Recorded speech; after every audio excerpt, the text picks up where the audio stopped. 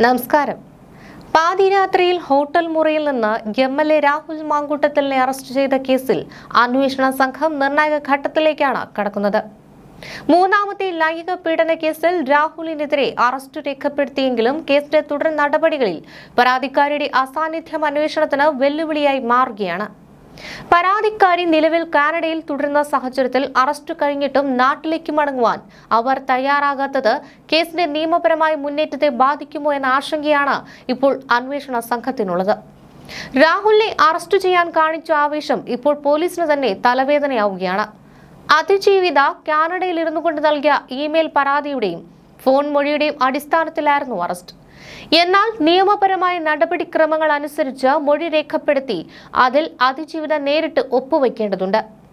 Arrest നടന്ന ദിവസങ്ങൾ കഴിഞ്ഞിട്ടും പരാതിക്കാരി വരാത്തതിനാൽ മൊഴിയിൽ ഒപ്പുവെക്കുവാൻ പോലീസിന് കഴിഞ്ഞിട്ടില്ല. ഇത് കോടതിയിൽ രാഹുലിന് അനുകൂലമാകുമെന്നും ചട്ടം ലംഘിച്ചുള്ള അറസ്റ്റ് എന്ന ആരോപണം ഉയരുമെന്നും പോലീസ് ഭയക്കുന്നു. സാധാരണഗതിയിൽ നേരിട്ടെത്തി മൊഴി നൽകേണ്ട സാഹചര്യത്തിൽ അതിജീവിത വിദേശത്താണെന്നത് വലിയ തിരിച്ചടിയാണ്. ഈ പ്രതിസന്ധി മറികടക്കുവാൻ വീഡിയോ കോൺഫറൻസിംഗ് വഴി മൊഴി രേഖപ്പെടുത്താനും രേഖകളിൽ ഒപ്പുവെപ്പിക്കുവാനും അനുമതി തേടി പോലീസ് ഹൈക്കോടതിയെ സമീപിക്കും. ഇന്ത്യൻ എംബസി വഴിയോ വീഡിയോ കോൺഫറൻസ് വഴിയോ രഹസ്യമൊഴി രേഖപ്പെടുത്തുവാനാണ് SP G പൂങ്കുഴലിയുടെ നേതൃത്വത്തിലുള്ള സംഘം ശ്രമിക്കുന്നത്. ഇതിന് ഹൈക്കോടതി അനുമതി നൽകിയില്ലെങ്കിൽ രാഹുലിന് എളുപ്പത്തിൽ ജാമ്യം ലഭിക്കുവാനുള്ള വഴിയൊരുങ്ങും. മറ്റു രണ്ടു കേസുകളിൽ രാഹുലിന് ഹൈക്കോടതിയിൽ നിന്ന് അറസ്റ്റ് തടഞ്ഞുകൊണ്ട് ഇടക്കാല സംരക്ഷണം ഉണ്ടായിരുന്നു. ഇത് മറികടക്കാനാണ് മൂന്നാമതൊരു പരാതിയിൽ പോലീസ് ധൃതി പിടിച്ച് അറസ്റ്റ് രേഖപ്പെടുത്തിയത്. പരാതിക്കാരി നാട്ടിലില്ലാത്ത സാഹചര്യത്തിൽ നടന്ന അറസ്റ്റ് നിയമപരമായി നിലനിൽക്കില്ല എന്നാണ് രാഹുലിന്റെ അഭിഭാഷകർ വാദിക്കുന്നത്. അറസ്റ്റിന് കാണിച്ച വേഗത അതിജീവിതയുടെ ഒപ്പ് വാങ്ങുന്നതിലോ നടപടിക്രമം പാലിക്കുന്നതിലോ കാണിക്കാത്തതാണ് പോലീസിന് കുരുക്കാകുന്നത്. രാഹുലിനെതിരെ നേരത്തെ 2 കേസുകൾ നിലവിലുണ്ടായിരുന്നു. എന്നാൽ ഈ 2 കേസുകളിലും അറസ്റ്റ് തടഞ്ഞുകൊണ്ട് ഹൈക്കോടതി ഇടക്കാല ഉത്തരവ് നൽകി. ഈ പ്രതിസന്ധി മറികടക്കാൻ പോലീസ് കണ്ടെത്തിയ വഴിയാണ് കാനഡയിലുള്ള യുവതിയുടെ ഇമെയിൽ പരാതി എന്ന വാദം ഉയരുകയാണ്. പരാതിക്കാരിയായ യുവതി വർഷങ്ങളായി കാനഡയിലാണ്. പോലീസിന്റെ നിർദ്ദേശപ്രകാരം ഇവർ നാട്ടിലെത്തുമെന്ന് കരുതിയെങ്കിലും വ്യക്തിപരമായ കാരണങ്ങളാൽ മടങ്ങി വരാൻ കഴിയില്ലെന്ന് അവർ അറിയിച്ചതായാണ് വിവരം. പുതിയ ഭാരതീയ നാഗരിക് സുരക്ഷാ സംഹിത നിയമപ്രകാരം അതിജീവിതയുടെ മൊഴി രേഖപ്പെടുത്തുമ്പോൾ അതിൽ നേരിട്ട് ഒപ്പുവെക്കണം. ഡിജിറ്റൽ ഒപ്പുകൾ പലപ്പോഴും ഇത്തരം ക്രിമിനൽ കേസുകളിൽ വിചാരണ വേളയിൽ വെല്ലുവിളിക്കപ്പെട്ടേക്കാം. മജിസ്ട്രേറ്റിന് മുന്നിൽ നേരിട്ട് ഹാജരായി നൽകുന്ന രഹസ്യമൊഴി കേസിൽ അതിപ്രധാനമാണ്. പരാതിക്കാരി വിദേശത്തുള്ളതിനാൽ ഇത് അസാധ്യമായി തുടരുന്നു. രാഹുലിനെ അറസ്റ്റ് ചെയ്യുന്നതിന് മുൻപ് പരാതിക്കാരിയുടെ വിശദമായ മൊഴി നേരിട്ട് രേഖപ്പെടുത്തേണ്ടതായിരുന്നുവെന്ന് നിയമവിദഗ്ധർ ചൂണ്ടിക്കാട്ടുന്നു. ഫോൺ മൊഴിയുടെ മാത്രം അടിസ്ഥാനത്തിൽ നടന്ന അറസ്റ്റ് രാഷ്ട്രീയ പ്രേരിതമാണെന്ന വാദത്തിന് ഇത് ബലം നൽകും. പാലക്കാട് സ്വതന്ത്ര സ്ഥാനാർത്ഥിയെ മത്സരിക്കുമെന്ന രാഹുൽ മാങ്കൂട്ടത്തിലെ വെല്ലുവിളിയോട് പ്രതികരിച്ച് പാലക്കാട് DCC പ്രസിഡന്റ് തങ്കപ്പൻ രംഗത്ത് വന്നു. രാഹുൽ സ്വതന്ത്രനായി മത്സരിച്ചാലും കോൺഗ്രസിനെ ബാധിക്കില്ലെന്നാണ് തങ്കപ്പൻ പ്രതികരിച്ചത്. പാലക്കാട് UDF മികച്ച വിജയം നേടും. രാഹുൽ നേരത്തെ വിജയിച്ചത് UDF വോട്ടുകൾ കൊണ്ടാണ്. രാഹുൽ മാങ്കൂട്ടത്തിൽ സ്വതന്ത്രനായി മത്സരിക്കുമെന്ന് കരുതുന്നില്ല. മത്സരിക്കരുതെന്ന് പറയാൻ കോൺഗ്രസിന് ആകില്ല. മത്സരിച്ചാലും കോൺഗ്രസിന് പ്രശ്നമില്ലെന്നാണ് തങ്കപ്പൻ കൂട്ടിച്ചേർത്തത്.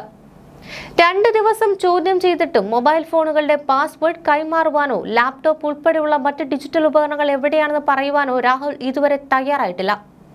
ആവർത്തിച്ച് ചോദിച്ച പോലീസ് ഉദ്യോഗസ്ഥരോട് പാസ്വേഡ് തരുവാനാകില്ലെന്നാണ് രാഹുൽ ഉറപ്പിച്ചു പറഞ്ഞത്.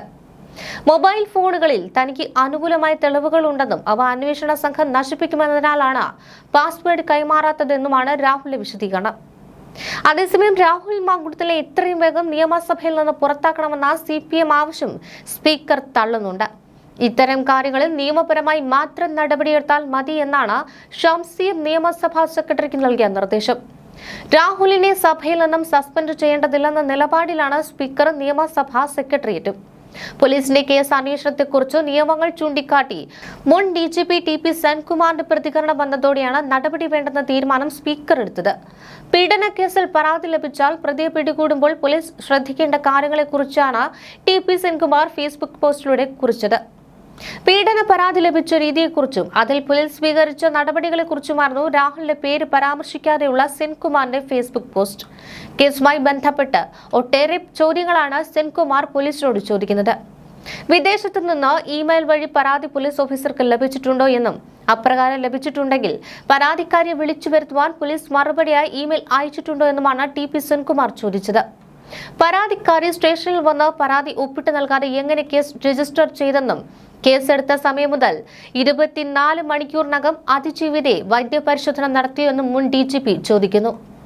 മുഖ്യമന്ത്രിയോടുള്ള പരാതിക്കാരുടെ ഇമെയിൽ എങ്ങനെ ക്രിമിനൽ നടപടിയാകുമെന്നും നടപടിക്രമങ്ങൾ പാലിച്ചില്ലെങ്കിൽ പ്രതി രക്ഷപ്പെട്ടു പോകുമെന്നും പോലീസിനെ സെൻകുമാർ ഓർമ്മിപ്പിക്കുന്നുണ്ട്.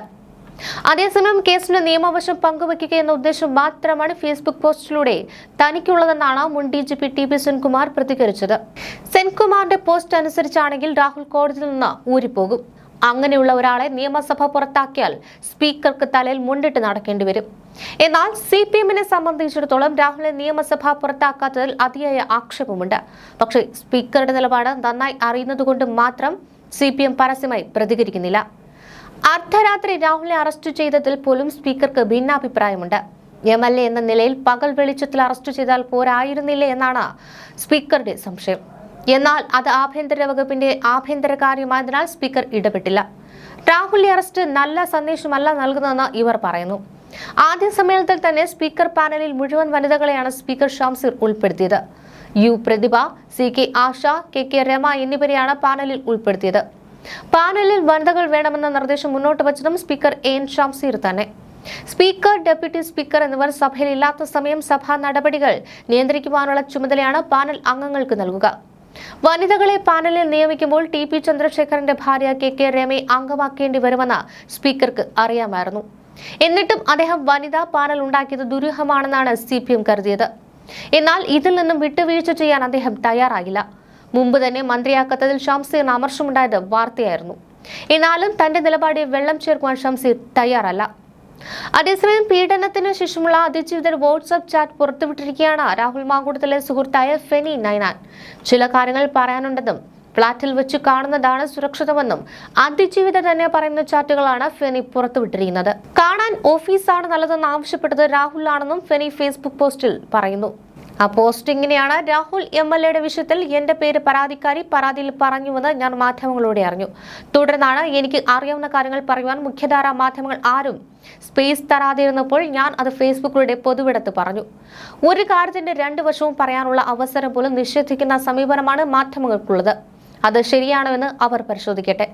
തുടർന്ന് ഞാൻ ഇന്നലെ ഫേസ്ബുക്കിൽ ഒരു പോസ്റ്റ് ഇട്ടതിനു ശേഷം എനിക്കെതിരെ രൂക്ഷമായ സൈബർ ആക്രമണമാണ് ഇടതു കേന്ദ്രങ്ങളിൽ നിന്ന് ഉണ്ടാകുന്നത്.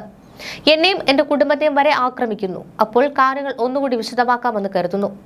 എന്നോട് സംസാരിച്ചിരിക്കുന്നതിന്റെ അവസാന കാലത്ത്, അതായത് 2 മാസം മുൻപ് രാഹുൽ MLA കാണാൻ പരാതിക്കാരി പലവട്ടം എന്നോട് അവസരം ചോദിച്ചു.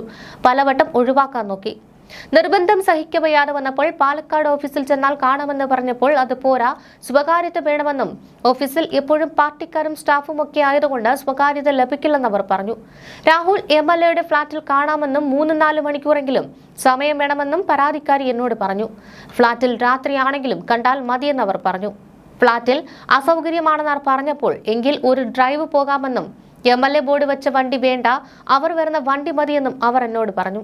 2024 ഏപ്രിലിൽ ബലാത്സംഗം ചെയ്തുവെന്ന് അവർ പറയുന്ന ആളിനെ 2025 ഒക്ടോബറിൽ I prefer his flat, safe place, night ആയാലും കുഴപ്പമില്ല എന്ന് അവർ പറഞ്ഞതിന്റെ തെളിവുകൾ എന്റെ കയ്യിലുണ്ട്. അങ്ങനെ അവർ പറഞ്ഞത് അറിയാവുന്നതുകൊണ്ടാണ് അവർ ബലാത്സംഗ പരാതി പറഞ്ഞത് അത്ഭുതപ്പെടുത്തിയെന്ന് ഞാൻ പറഞ്ഞത്. 2024-ൽ 3 മണിക്കൂർ ബലാത്സംഗം ചെയ്ത ആളെ 2025 ഒക്ടോബറിൽ അതേ 3 മണിക്കൂർ ഒറ്റയ്ക്ക് കാണണമെന്ന് പറയുന്നതിന്റെ ലോജിക്ക് എന്താണ്?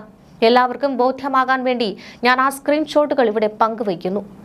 ഈ സ്ക്രീൻഷോട്ടിലോ എഴുത്തിലോ കേസിലെ പരാതിക്കാരി അഥവാ അതിജീവിതയുടെ പേരോ ചിത്രമോ മേൽവിലാസമോ ഐഡന്റിറ്റി വെളിപ്പെടുത്തുന്ന തരത്തിലുള്ള മെസ്സേജോ ഒന്നും തന്നെ ഉൾപ്പെടുത്തിയിട്ടില്ലെന്നതാകുന്നു എന്നാണ് പോസ്റ്റ്.